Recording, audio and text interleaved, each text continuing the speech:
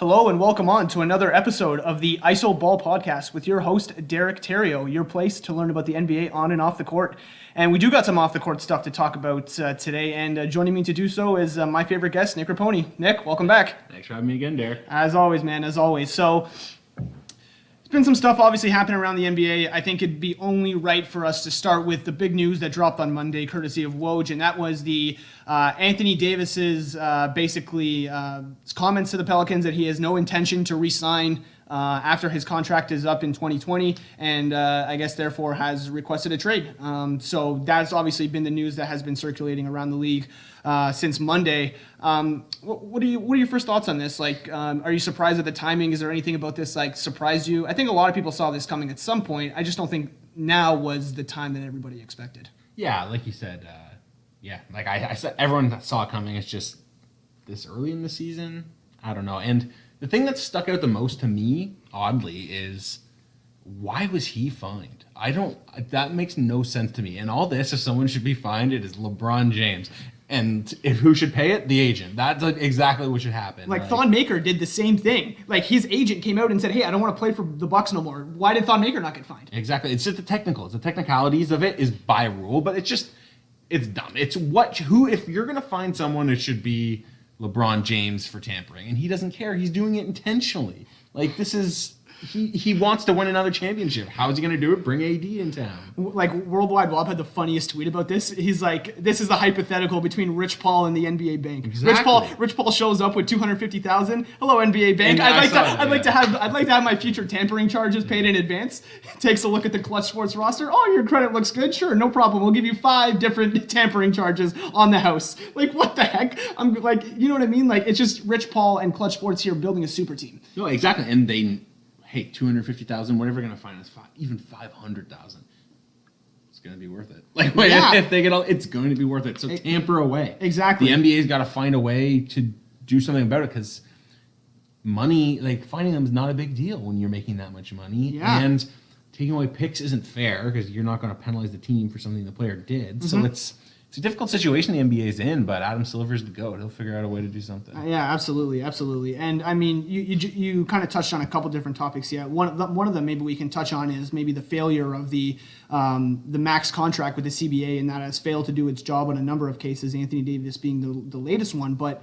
I mean, going back to the fine thing, and we'll end that part of it at least, is Brian Windhorst mentioned that the equivalent of an Anthony Davis fine is if someone were to make $40K a year, it'd be a $78 fine. Yeah. So that gives you perspective as to like how much this really means. Like this is nothing. Like Anthony Davis paid a parking ticket to request a trade to wherever he wants to go, and I guess this is a perfect segue to talk about that. I mean, so.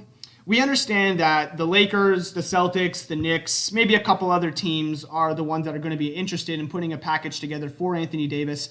Obviously, with the caveat here that the Celtics have Kyrie Irving on it with his current roster or with his current contract on the roster, and due to some CBA rule, you cannot have 2 designated players traded for on the same roster. Why that is, I have no idea. I'm not a cap expert. Maybe you should go ask Danny LaRue or Nate Duncan or one of those guys. I'm not 100% sure, but I don't even think it's a thing really. I think it's just a rule. You can't have the 2 guys. I think it's from the same contract year that have been extended from their rookie contract. Something like that. You can't have them. I think it has to be a max. I don't know. Maybe I don't know. I'm not 100% sure. But yeah, exactly. It's semantics. The point is that until Kyrie Irving gets a new contract, Anthony Davis can't be traded there. And so that little caveat brings up, the question of why now. And, once you kind of dig deep into this, you kind of realize why it is. Like Rich Paul is trying to get Anthony Davis to the Lakers. Of course. This is not rocket appliances to anybody, right? No. Nice little Trailer Park Boys gift there. But so what he's doing by announcing this, 10 days before the trade deadline is he's saying, okay, Lakers, we're going to give you a head start.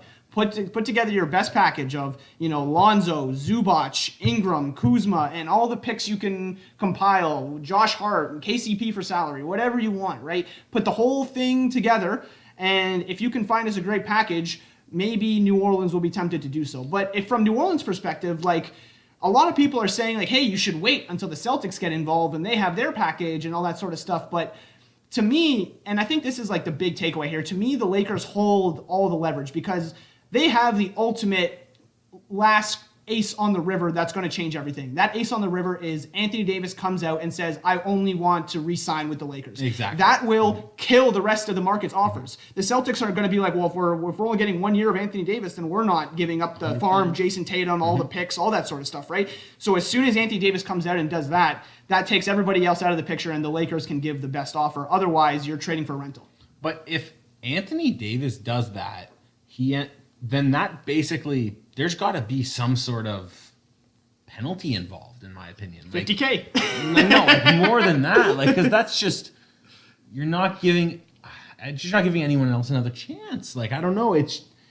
That is just, you're not, and because right cornering now, the market, yeah. Exactly. And I don't like that personally. I don't think you should do that, but I guess, hey, $50K, like you said. I mean, that's all the price that is to do that right now, right? And so, like, it just brings up like a ludicrous amount of questions here. But I mean, living today, recording this, on Wednesday, like, he hasn't said that yet. So there's no cornering the market that's happening right now. Like, it appears to be that the Lakers, or that Rich Paul is trying to angle him to the Lakers. Yeah. But right now, the Celtics have just as good a shot at getting Anthony Davis as the Lakers do right now. And that could change. I would argue otherwise, but Interesting. yeah. Okay. Well, why do you say that?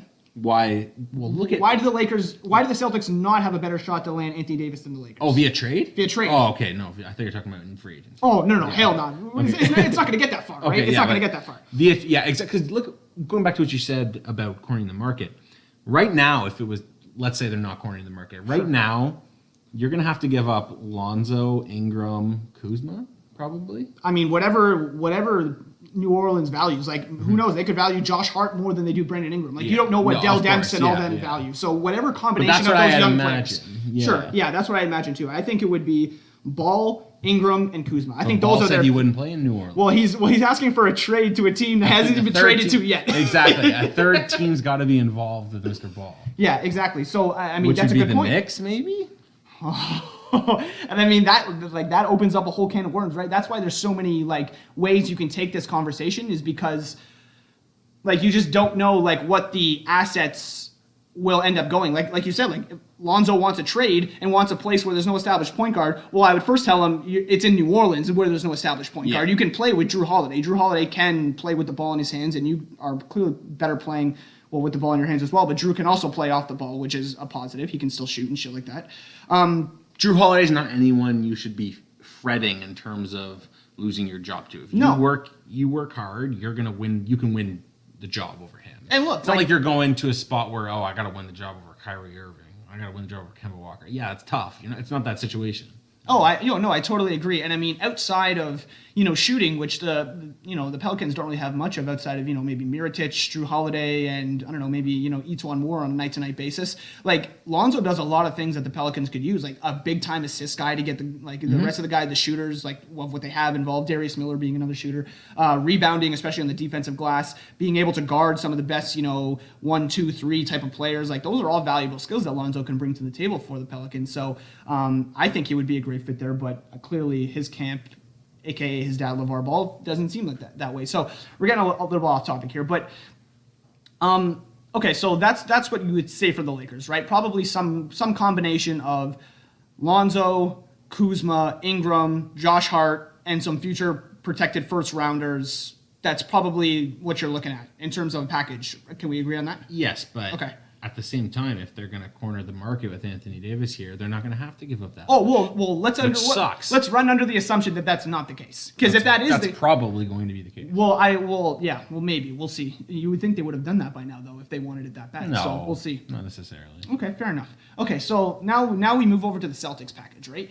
This is a guy, Danny Ainge, who has been notorious for fleecing teams. Yeah. So a very hard guy to go and, say like, okay, let's try to make a deal with you without, getting fleeced, because again, that's what Danny Ainge has been known for, right? So if you could put together a package or think about what some of the core pieces would be in a package for New Orleans coming from the Celtics, what players do you think you would include in that, or picks? If it's going to be a long-term commitment to Anthony Davis. Well, that's the other thing too, is we have to run under the assumption that actually you can't run under the assumption. Like, this is why it's so difficult, because you don't know if you're getting 1 year rental of Anthony Davis or Anthony Davis for the next 5 years. You're probably getting him for the rental, so that's why. Okay, so let's run under the rental scenario. What package are you putting together for him as a rental? You know what I mean? Like it's difficult to come up with a package. Like you have all these assets, but none of them are worth 1 year of Anthony Davis. No. Like that, No, like yeah, that Kings pick, like is still looking pretty good, even though that they're a little bit better than expected. Are you going to give up Jason Tatum, Jaylen Brown, like Marcus Smart? Like you're going to give up these guys for I'll a year give of up Anthony Smart, Davis? But I don't Smart, know if I do that. I'd Like, give up Smart, but I wouldn't give up the other two, either of them. But I give up Smart. like what about like Terry Rozier or something in that I'd package give up too? even Scary Terry as well. Yeah, like it's really tough to confine a package together without knowing what he wants to do. Draft and, picks, obviously. Oh yeah, I throw draft in. picks with the protections and all that sort of stuff. And maybe. New Orleans is kind of bumping up against the salary cap. I mean, maybe it would, like that Solomon Hill contract that's not looking too good for the Pelicans. Maybe if I were the Pelicans, I'd be looking to try and get off of that as well. Like, not only are you going to give me assets and draft picks, but you're also going to give me some cap relief. Like, I would also be after that if I were New Orleans as well.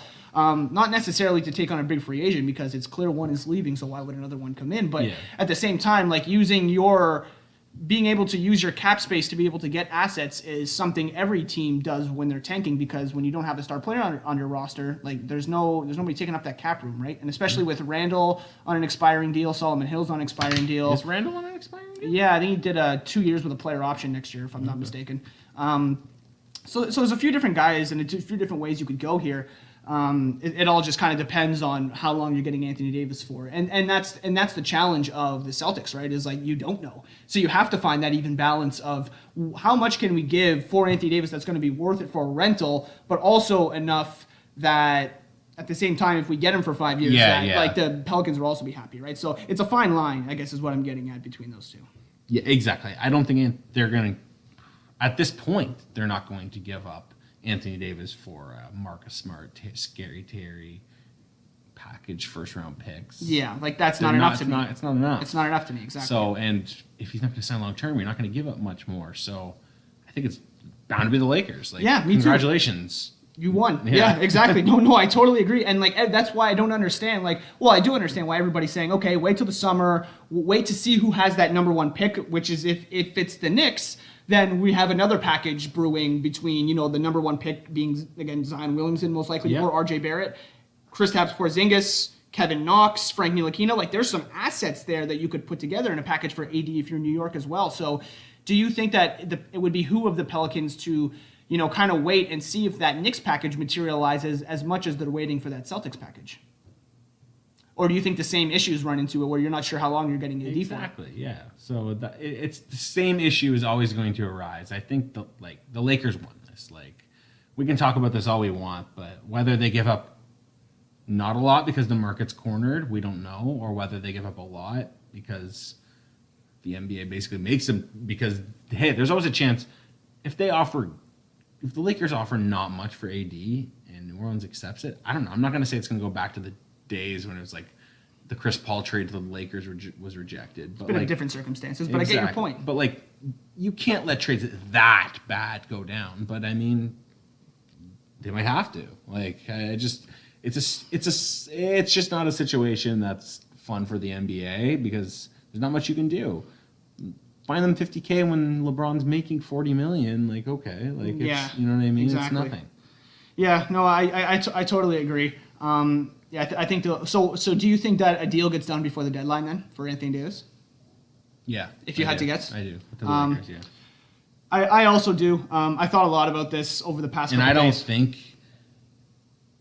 it's going to include all of Kuzma, Ball, and Ingram or Hart. I don't think it's going to include all of them. Because it's going to be a group of them, but it's not going to be all four. Okay. Or even three of the four. Okay, maybe not. But what I think is like, if you're Los Angeles, right, and you put together a package and you say, okay, so let's put together this hypothetical package. You're like, okay, we know AD wants to sign. He's made that clear. So given that, we're able to offer a little bit more. So let's say we'll give him Lonzo, you get Brandon Ingram, you get Kuzma, and 2 first-rounders, and we haggle over the protections, but it's 2 first-round picks in the somewhat near future, right? And the Pelicans say, oh, no, we're going to wait for the Celtics and the Knicks to go and get their offers. You know what the Lakers are going to say? Okay, but we're not going to guarantee you that offer will be there in the summer. Exactly. And then what? And now where are you at? Now you're in a place where you're getting offers from people who are viewing Davis as a rental, and you've turned down the best offer from somebody where he was going to resign, and now you've taken the best value you could get from Anthony Davis and basically thrown out the window because of your own stubbornness. Which could happen, right? Like that very well could happen. So, I think that wraps up the conversation here, but the idea is like the Lakers pretty much have this a little bit cornered, and will have it completely cornered as soon as Davis says he wants to re-sign with the Lakers and the Lakers only. And until then, I think the Lakers still have the leverage over Boston, over the Knicks, obviously, and there's a couple other teams that might get in the Knicks. I've heard Portland. I'm sure you've heard Raptors. Different scenarios where it could go there. I don't foresee it. I don't foresee it. But if you are the Raptors, right, and you're running under the assumption that Kawhi's not coming back next year, you could go for it. But so that's the thing, right? What would you have to give up? At this point, I think every team involved that we've spoken about can give up more appealing. Without risking enough for a chance. Like the Raptors at this point, they're not going to take all these Raptors people. We'll give a DeLon, CJ, and a protected first. It's that's not going to get the job done. You're going to get laughed at in the war room. It's not going to happen. So the most realistic trade scenario I've come up with is Pascal has to be in the trade at this point. I think if you're going to get Anthony Davis, Pascal, OG Anunoby, some combination of either CJ, Norm, or JV for salary filler, and then probably one or two first rounders, and most likely with very minimal protections. That's probably what's going to have to be, and I'm not even sure that that's the best offer out there. Even if you wanted to do that, I don't think you could get him. So and I wouldn't personally. That trade you offered at House Toronto, I wouldn't do it. I'd think about it. I don't want to get into whether or not I would do it, but I would think about it. I would seriously consider it. Okay, so Anthony Davis is going to be at the Lakers. How hilarious would it be if Kyrie then ditches the Celtics in the offseason and sign with the Lakers, and they move the super team over to the Lakers, and then Clay comes over, and then KD too. This offseason is going to be an absolute, just shitstorm. Okay, cool. So Anthony Davis, we've wrapped that up. We know our feelings about that. So we weren't going to try to keep this podcast too long, but we wanted to pick the rest of the All-Stars.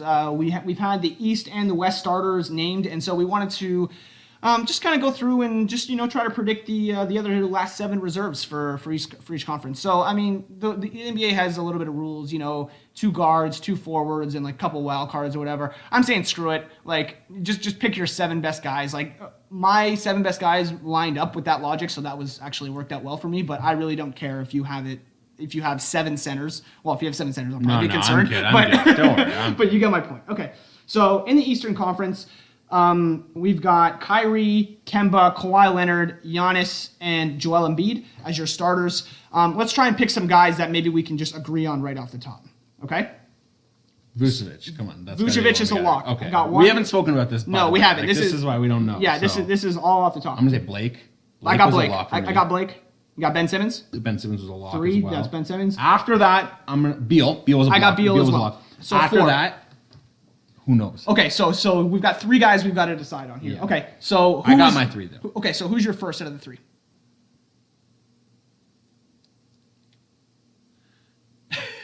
Kyle Lowry. I got Kyle too. Yeah. He was leading the league in assists for much of the year until he was injured.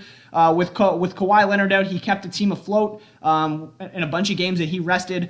And they're still at the top of the Eastern Conference. Kyle Lowry's scoring has been a little bit down, but has still been crucial, especially in those times where Kawhi Leonard isn't out. And Kyle Lowry's usage is like a career low when Kawhi's on the floor. Exactly, So you have to believe that Kawhi's really running the show in that aspect, and Kyle's doing whatever he can to provide in other areas, and that's still being at the top of the league in charges, keeping his guy in front of him on defense. He's still playing well. Still the leader of the team, still playing well. I give him an all-star nod. I totally agree with you there. Okay, let me go to my guy. So I think we both had Victor Oladipo, right? Oh yeah. So unfortunate for Victor Oladipo. Prayers go out to him. What do you rupture again? It was quad tendon. Yeah, right above the knee, the quad tendon. We wish Oladipo the best and a full recovery. Had he not been injured, he would have been on my list.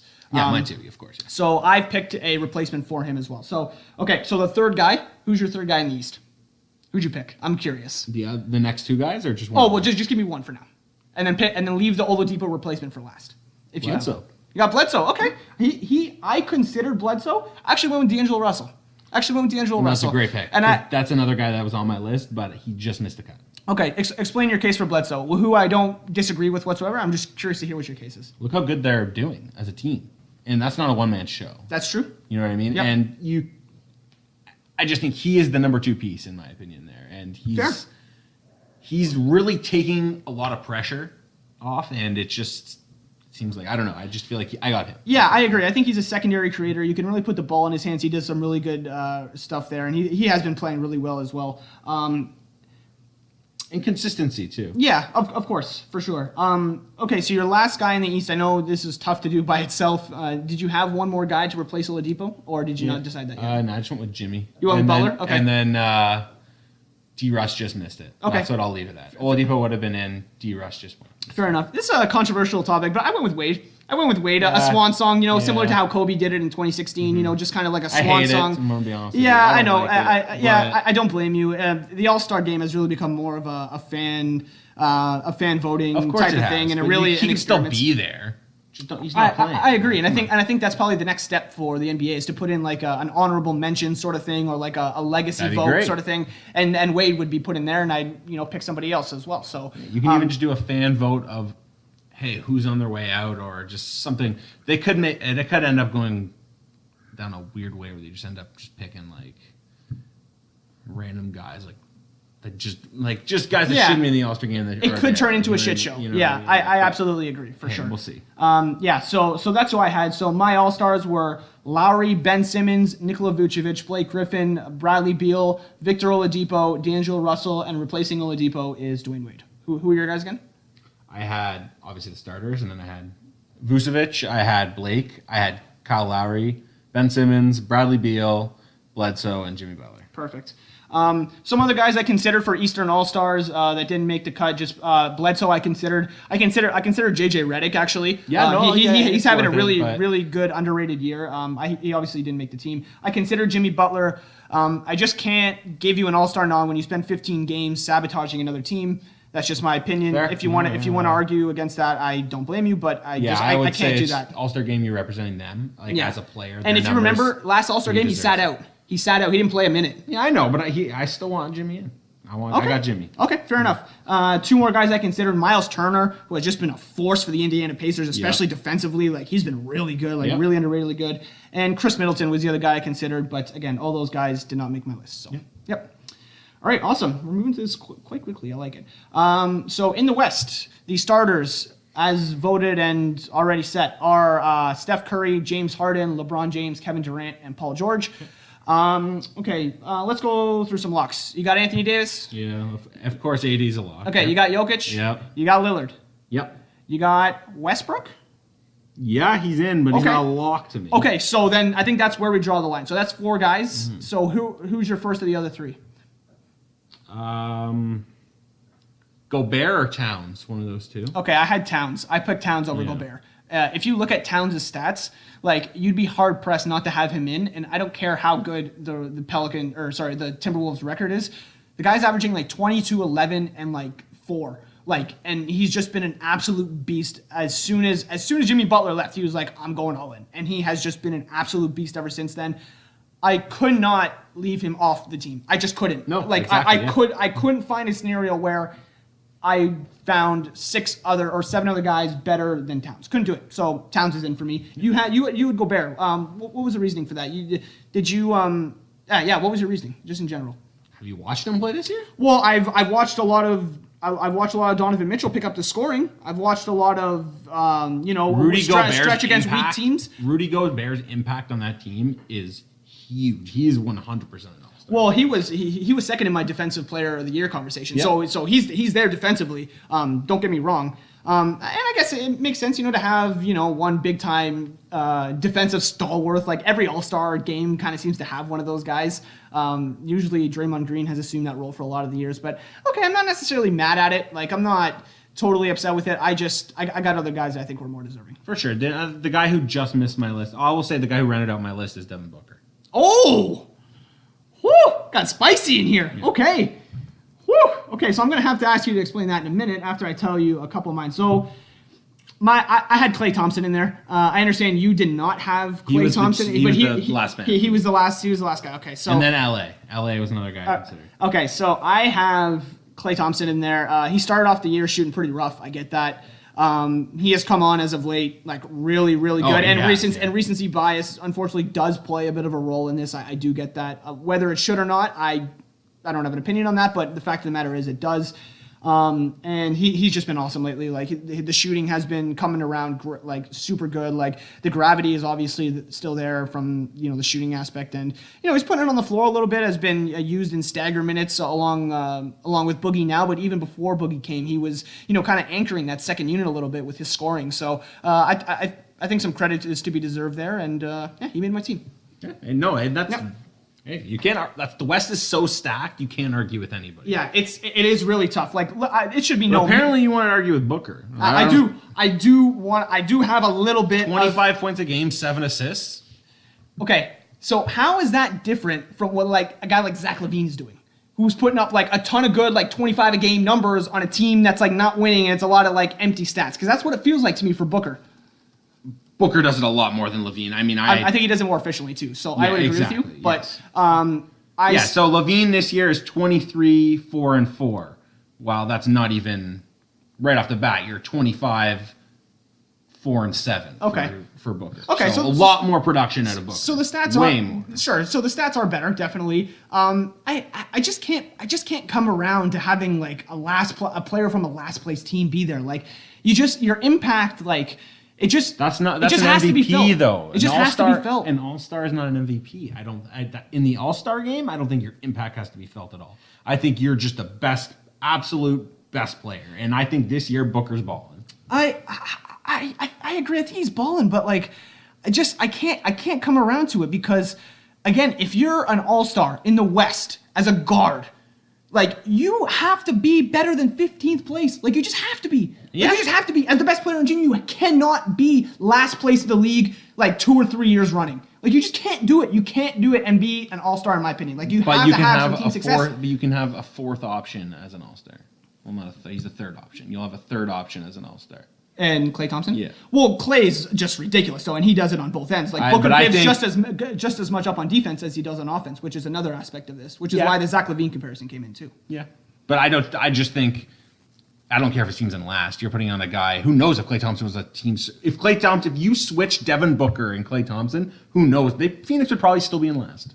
So. Oh yeah, well. So there you go. That's an interesting topic. Actually, I think. Okay, fair enough. I mean, okay, you make some good points there. I'm not necessarily totally hating it. I just couldn't get him in there. I already had enough trouble like picking my top 7. Like Booker wasn't even in my consideration list here. Yeah. Like there's a lot of guys. Like and I'll tell you in a minute, but there's a lot of guys on this consideration list, and he didn't even make it. So like. Well, I'm looking on your list right now. You have Tobias Harris, and he's been fantastic, but Devin Booker has been way better. I'm not sure that's the case. Like again, like Tobias Harris's numbers might not be as profound as Booker's, but his is impacting winning. But you're looking at exactly you're only looking at impact really, and his numbers actually are a lot better. They're 21, 8, and 3, so 8 rebounds, 21 and 8. That's not bad. Yeah, which is solid, right? And he's not the same player as Booker, obviously, which we have to contend is a little bit different. Like he's not running every pick and roll. He's doing the screening, he's getting spot up shots, he's getting to the line. He's playing in isolation a little bit as well, but Booker has the ball in his hands so much more than Harris, and his ability to impact a game because of how much he has the ball in his hands is telling. And like if you're a player with that high of usage, which I think is 25 plus for Booker, I'd have to check that, but your impact should be more than leading a team to 15th. Like if you're a player like I don't Aldridge, think you can for example, put the general manager what he put around Booker on Booker. Booker's producing. Oh no! I don't. Booker's producing with that around him. So I think that's of course his usage is higher. I understand this, but his points per game are way up from last year. His assists from game are way up from last year.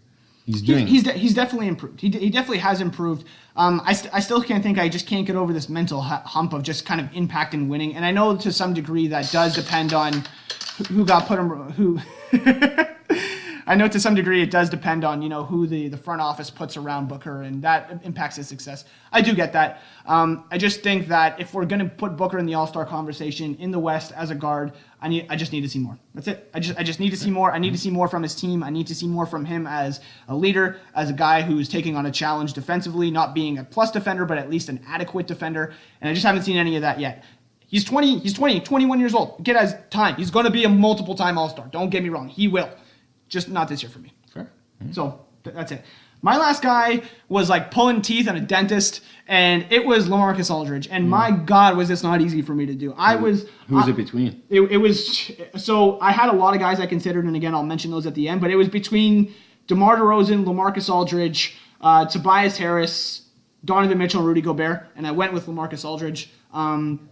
I think there's a bit of recency bias that plays into this, but Aldridge has just been awesome this year. Like, he's been playing at center, which something he didn't want to do, has embraced that role and has been really good at it. He's shooting a couple more threes this year, which is great. The Spurs not a high volume 3-point shooting team, but are right up there in efficiency. Yeah, exactly. And he has something to say about that. His pick and pop game is still just as good, averaging over 20 points a game. It really came down to between him and DeRozan, and I tried to decide who was the one that was helping impact winning a little bit more. And, contrary to my, earlier comments about higher usage, higher, ability to impact the game, I did go with Aldridge. I just think, his efficiency and his ability to, provide something that the Spurs otherwise don't have, I just think was invaluable. So I went with Aldridge. Hey, you can't. I mean, it's not easy. It wasn't easy. There's very many guys that could easily be argued over any one of the guys I mentioned, but again, it was real tough. It was real tough for me. So guys I considered in the conversation. So first of all, my All-Stars are Anthony Davis. All-Star reserves are Anthony Davis, Jokic, Lillard, Westbrook, Towns, Klay Thompson, and LaMarcus Aldridge.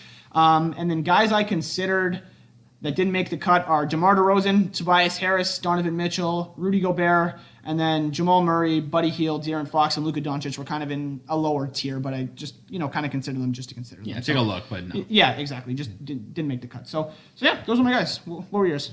What were your 7? Just summing up the West, I guess it would have been Davis, Jokic, Dame, Westbrook, Booker, Gobert, and Towns. Okay.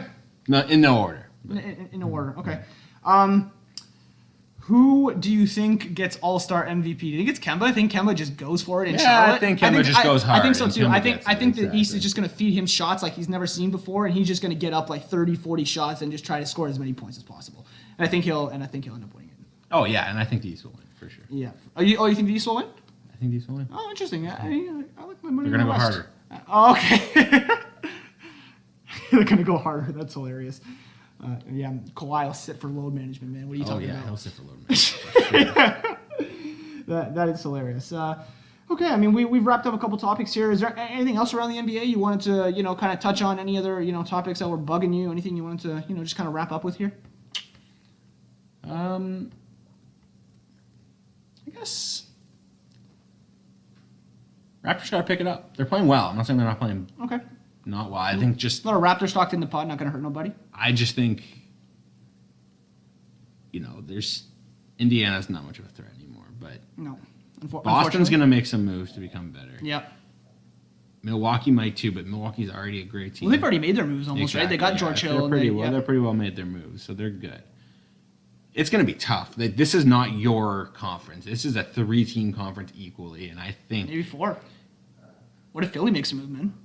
yeah. I mean, don't count them out. What if But Philly at goes this- gets another shooter? Yeah, you know what? At this point, I'm going to say 3, but you're right. Okay. You're right. Don't count Philly out. It's not. No, I don't think anybody believed it was a foregone conclusion. I totally No, agree but with I you. mean, I think it's less of. For me, I have the feeling that it's less likely now. I don't know. The other teams just seem to. interesting. They can close teams out. Not the Raptors. The Raptors just have trouble sometimes. They go into spurts throughout games where it's just, who is this team? And I know I'm just an overreacting Raptor fan. I understand that, but it's not the case. Like, I mean, this is a thing. This is a thing that's just been all season long. There's been spurts where, and I just think in the playoffs, if these spurts happen, teams are going to bury you. And I think it's just something that's a little concerning. But it's not something that there's still plenty of season left. You can really sharpen up. So I'm not really worried. It's just, I don't know. I think they definitely need to realize this conference, they're not by any means, and I'm not saying they thought they were the beasts of the East, but they're not. I think everyone's on an equal playing field right now, and I don't think that's the way they view it. I think going into the season and for a good portion of the season, Toronto was the beast of the East. And it's just not the case. I don't know. And Okay, I agree with a lot of what you said there. I mean, yeah, especially the part of, in stretches just kind of getting away from who they are, their core principles, especially defensively. You see those, laps every once in a while. I think some of it was, kind of missing some of the rotation players. OG was out for a little bit for personal reasons. JV's been in and out of the lineup. Kawhi being the same thing. So, I mean, if you want to attribute some of the struggles to that, maybe you can. But I agree with you. I think, I don't think it's going to hurt for, maybe Kawhi to play just a couple more games. It's, get those load managements, BS out of you. Because load I think management. We're only having for a year. Well, I understand. Yeah, exactly. But but I think, just a little more continuity. And I think, it's good that Nick Nurse, I think something we keep forgetting, it's good that Nick Nurse is doing some experimenting with lineups throughout the year. And he hasn't found necessarily all the answers, we'll say, offensively or defensively, in my opinion. And so just to know that the Raptors haven't hit their, full 100% speed yet from that standpoint, I think there's still something to be encouraged by in saying that. We still haven't seen a lot of that, like, death defensive lineup being Lowry, Danny Green, OG Anunoby, Kyle Lowry, and Pascal Siakam at the 5. Like, that lineup. You said Lowry twice, but I think you meant Ibaka as well.